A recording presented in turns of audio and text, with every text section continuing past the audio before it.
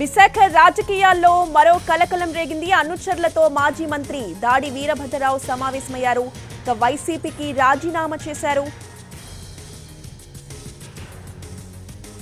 తన అనుచరులతో కలిసి పార్టీ వీడుతున్నట్లు ఏకవ్యాఖ్యంతో రాజీనామా లేఖ రాశారు.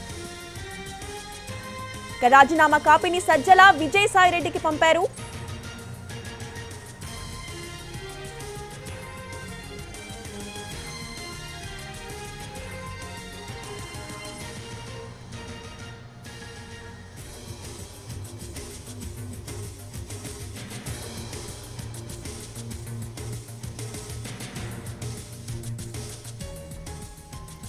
వైసీపీకి రాజీనామా చేశారు. సీనియర్ నేత దాడి వీరభద్రరావు రాజీనామా చేసే ముందు ఆయన తన అనుచరులతో సుదీర్ఘంగా చర్చించారు. కొంతకాలంగా పార్టీపై అసంతృప్తితో ఉన్నారు దాడి. ఇదే అంశంపై పూర్తి అప్డేట్స్ మా ప్రతినిధి రెహానా అందిస్తారు. రెహానా, రోజా, దాడి వీరభద్రరావు సీనియర్ మాజీ మంత్రి, అదేవిధంగా సీనియర్ నేత దాడి వీరభద్రరావు కొద్ది క్షణాల క్రితమే వైసీపీకు ఆయన రాజీనామా చేశారు. ఈ అంశాన్ని ఆయన అధికారికంగా వెల్లడించారు. రాజీనామాకు సంబంధించిన లేఖను కూడా ఆయన విడుదల చేశారు. రాజీనామా నిర్ణయానికంటే ప్రకటన కంటే ముందు ఆయన తన అనుచరులు తన నాయకులతోటి ఆయన సమావేశమయ్యారు. అయితే దాడి వీరభద్రరావు సంబంధించి మనం చూసుకున్నట్లయితే ఆయన గతంలో టీడీపీలో ఉన్నారు, ఆ తర్వాత వైసీపీలో చేరారు. వైసీపీలో వచ్చినప్పటి నుంచి తనకు తగిన ప్రాధాన్యత లేదు అనే ఒక అసంతృప్తి భావంలో అయితే దాడి వీరభద్రరావు ఉన్నారు. గతంలో మనం చూసుకున్నట్లయితే ఎమ్మెల్సీ ఎన్నికలకు సంబంధించిన లేదా ఎమ్మెల్సీ నియామకాలకు సంబంధించిన కసరత్తు జరిగినప్పుడు కూడా తనకు ఎమ్మెల్సీ పదవి వస్తుందని ఆయన ఆశించారు. లేదంటే తన కుమారుడికి టికెట్ అన్న వస్తుంది ఈసారి అనేది ఒక ఆశాభావం ఆయన పెట్టుకున్నారు. అయితే ప్రస్తుతం జరుగుతున్న కసరత్తులో బహుశా దాడి వీరభద్రరావుకు లేదంటే ఆయన కుమారుడికి అవకాశం లేదు అని తేటతెల్లమైందా అనేది చూడాల్సి ఉంటుంది. అయితే ఆయన చాలా కాలం నుంచే పార్టీలో యాక్టివ్ గా లేరనేది అయితే మనం చెప్పుకోవాల్సి ఉంటుంది. దాడి వీరభద్రరావు ఉత్తరాంధ్ర జిల్లాల నుంచి, విశాఖ నుంచి ఆయన రాజీనామా చేశారు. దీని ప్రభావం ఏ రకంగా ఉంటుందో మనం ఇంకా చూడాల్సి ఉంటుంది. అయితే మరికొన్ని రాజీనామాలు కూడా పార్టీ నుంచి ఖచ్చితంగా జరిగే అవకాశం ఉంటుంది. ఎందుకంటే చాలా మంది అసంతృప్తులు ఉన్నారు, చాలా మంది ఎక్స్పెక్ట్ చేస్తా ఉన్నారు టికెట్ వస్తుంది పార్టీ నుంచి అని.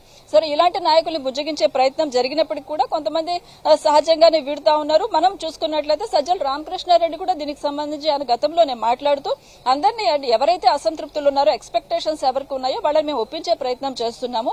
అయినప్పటికీ కూడా వాళ్ళు ఇక్కడ ఈ పార్టీలో ఉన్నప్పుడు రాజకీయ భవిష్యత్తు ఉండదని గానీ, లేదంటే ఇక్కడ పొసగలేము అని అనుకున్నట్లయితే వాళ్ళు వెళ్లిపోతా ఉన్నారు. వాళ్ళని ఏం చేయలేము. అయితే సాధ్యమైనంత వరకు మేము వాళ్ళని కన్విన్స్ చేసే ప్రయత్నమే చేస్తాము. వాళ్లకు మాతో ఉంటే న్యాయం జరుగుతుందని చెప్పడానికే ప్రయత్నం చేస్తామని చెప్పారు.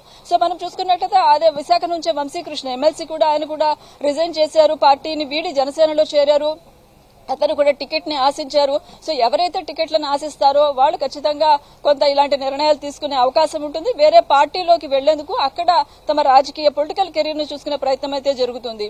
సో తాజాగా జరిగిన దాడి వీరభద్రరావు రాజీనామా అనేది పార్టీ వర్గాల్లో అయితే కొంత చర్చనీయాంశంగా మారింది. రోజా, రైట్, థ్యాంక్ యూ రెహానా. వైసీపీకి రాజీనామా చేశారు. సీనియర్ నేత దాడి వీరభద్రరావు రాజీనామా చేసే ముందు ఆయన తన అనుచరులతో సుదీర్ఘంగా చర్చించారు. కొంతకాలంగా పార్టీపై అసంతృప్తితో ఉన్నారు దాడి. తనకు తగిన ప్రాధాన్యత ఇవ్వలేదని ఆయన అంటున్నారు. ఇదే అంశంపై పూర్తి అప్డేట్స్ ని వైజాగ్ నుంచి మా ప్రతినిధి రవిచంద్ర అందిస్తారు. రవిచంద్ర, రోజా, ఉమ్మడి విశాఖ జిల్లాలో రాజకీయ పరిణామాలు గంటకు మారుతున్నాయి. కొద్దిసేపటి క్రితం అనకాపల్లికి సంబంధించిన సీనియర్ నేత, ఉత్తరాంధ్ర బీసీ నాయకుడు దాడి వీరభద్రరావు వైఎస్ఆర్ కాంగ్రెస్ పార్టీకి రాజీనామా చేశారు. ఆయన కొంతకాలంగా పార్టీతో అసంతృప్తిగా ఉన్నారు. పార్టీ టికెట్ ఆశించినప్పటికీ ఈసారి పార్టీని అనకాపల్లి టికెట్ ఇచ్చే అవకాశం కనిపించడం లేదు. ఈ క్రమంలోనే ఆయన పార్టీకి ప్రాథమిక సభ్యత్వానికి ఆయనతో పాటు ఆయన అనుచరులు కూడా రాజీనామా చేస్తున్నట్టుగా ఒక లేఖను విడుదల చేశారు. ఏకవాక్యంతో ముఖ్యమంత్రికి లేఖను పంపిస్తూ తన రాజీనామాను ఆమోదించమని ఆయన కోరారు. ఇటీవల కాలంలో పార్టీకి సంబంధించినంత వరకు ఆయన అంటిముట్టున్నట్టుగానే వ్యవహరిస్తున్నారు. ప్రధానంగా తన కుమారుడు రత్నాకర్కు 2024 ఎన్నికల్లో సీట్ను ఆశిస్తున్న దాడి వీరభద్రరావు ఆ దిశగా చాలా కాలంగా ప్రయత్నిస్తున్నారు. అయితే ఆయనకు స్పష్టమైన హామీ రాలేదు. అదే సమయంలో అక్కడ స్థానికంగా ఉన్న పరిణామాలను కూడా దాడి వీరభద్రరావు కొంతకాలంగా ఫిర్యాదులు చేస్తున్నప్పటికీ కూడా అధిష్టానం పెద్దగా వాటిని పరిగణలో తీసుకున్నట్టు కనిపించలేదు. మంత్రి అమర్నాథ్తో దాడి వీరభద్రరావు వర్గానికి బహిరంగంగానే వివాదాలు ఉన్నాయి. కొన్ని సందర్భాల్లో ఇవి రోడ్డెక్కిన పరిస్థితి కూడా ఉంది. ఈ క్రమంలో దాడి వీరభద్రరావు తన మనుగడను కొనసాగించుకోవడం కోసం రాజకీయంగా భవిష్యత్తు నిర్ణయం కోసమే ఈ రోజు రాజీనామా చేసినట్టుగా అంచనా వర్గంతో చెప్తున్నారు. రేపు ఒక కీలకమైన సమావేశం అనకాపల్లిలో ఏర్పాటు చేసుకున్నారు. ఆ సమావేశం తర్వాత ఆయన తన భవిష్యత్తు కార్యాచరణను ప్రకటించే అవకాశం ఉంది. బహుశా ఆయన తెలుగుదేశం పార్టీ లేదా జనసేనకు సంబంధించిన ముఖ్య నాయకత్వంతో ఇప్పుడే టచ్లో ఉన్నట్టుగా మనకు వస్తున్న సమాచారం. ఆయన 1-2 రోజుల్లో తన రాజకీయ భవిష్యత్తుకు సంబంధించిన ఒక ప్రకటన చేసే అవకాశం ఉంది. ఇప్పటి వరకు దాడి వీరభద్రరావు కుటుంబం అయితే వైఎస్ఆర్ కాంగ్రెస్ పార్టీతో తెగదెంపులు చేసుకుంది. 2014 సంవత్సరంలో దాడి వీరభద్రరావు కుటుంబం విశాఖ వెస్ట్ కాన్స్టిట్యున్సీ నుంచి పోటీ చేయడానికి పార్టీ అవకాశం ఇచ్చింది. ఆ ఎన్నికల్లో రత్నాకర్ ఓటమి చెందారు. ఆ తర్వాత పార్టీ మరోసారి అవకాశం కోసం ఆయన ప్రయత్నించినప్పటికీ కూడా అది సాధ్యం కాలేదు. 2019లో టికెట్ ఆశించిన గౌరవ సామాజిక వర్గానికి సంబంధించిన ముఖ్య నేత అయినప్పటికీ కూడా క్యాస్ట్ ఈక్వేషన్స్ కావచ్చు లేకపోతే స్థానిక పరిస్థితుల దృష్ట్యా ఆసారి అవకాశం కల్పించలేకపోయింది అధిష్టానం.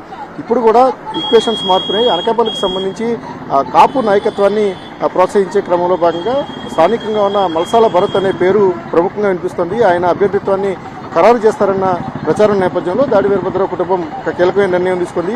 వైఎస్ఆర్ కాంగ్రెస్ పార్టీతో రెండోసారి తెగదెంపులకు సిద్ధమైంది. కొద్దిసేపటి క్రితం ఆ మేరకు లేఖను కూడా దాడి వీరభద్రరావు కుటుంబం ముఖ్యమంత్రికి పంపించింది. Roja. Okay, right. Thank you Ravichandra.